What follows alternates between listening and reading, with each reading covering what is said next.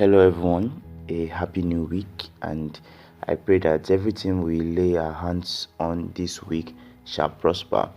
The last time we have been seeing the parable of the shrewd manager, and we've seen a lot of lessons we could learn from him, and we saw that Jesus said the essence of the whole parable in verses 10 to 12, that if you are faithful in all that is given to you, he can trust you, that is God, with bigger things.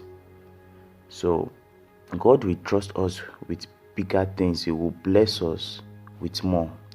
And if we mismanage them, it will even be taken away from us, the little thing which we have. Then verse 13 says, no one can serve two masters. This is the word of the Lord Jesus Christ. For you will hate one and love the other. You will be devoted to one and despise the other. You cannot serve God and be enslaved to money. Sadly, as Christians, we have been trying to serve one or two things. Yeah, it's something that we overlook it, but it's actually an idol in our life. Because personally, me myself, in the past, I've tried to serve God and some other things. And some of the things which we serve, we put them equal to God. And some of them is money, phones, clothes, our academics, and much more.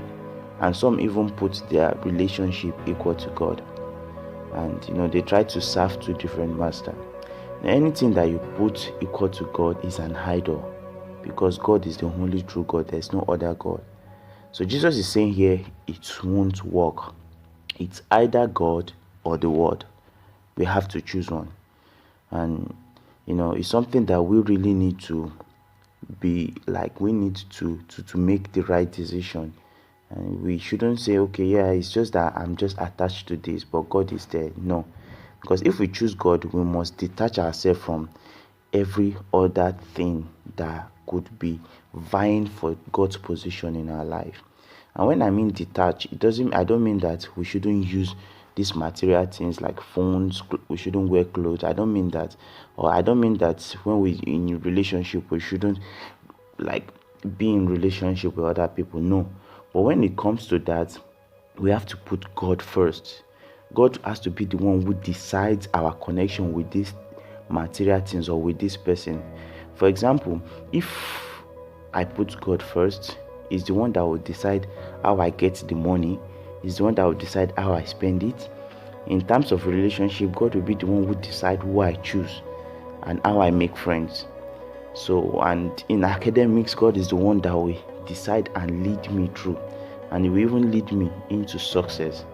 So when I detach myself, I put God in the position to be at the center of it all, and it's the one that God becomes the decider in every choice, in every decision I make, and nothing is said or done outside God's will.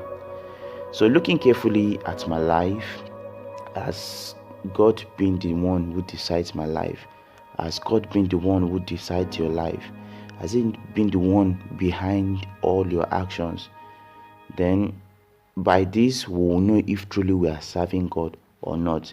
Because if God hasn't been the one deciding every step of your life, then you should know that you are serving any other God, and you need to take it away from your life today. Verse 14 tells us of the reaction of the Pharisee when Jesus said this, because they dearly loved their money even above God, and they scoffed at Jesus Christ, criticizing His word. And could this be your own reply too? Could it be my own reply to criticizing God?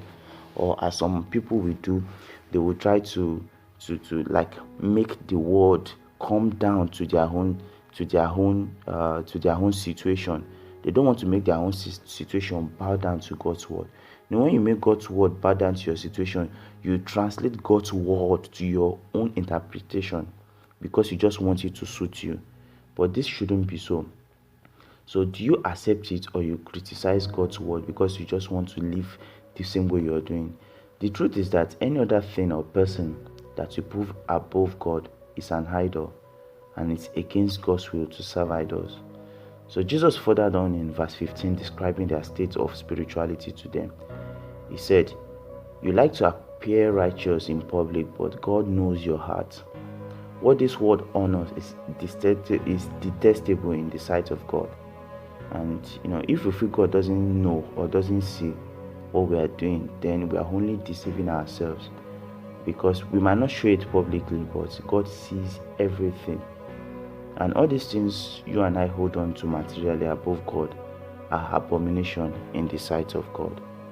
So we need to drop all these material things and do away with them, for God hates them. Some of these things we cherish as human are evil to God, because we have put them in the position of God.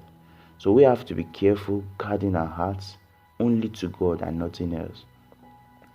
Then we come to God as the God of our life. God bless you.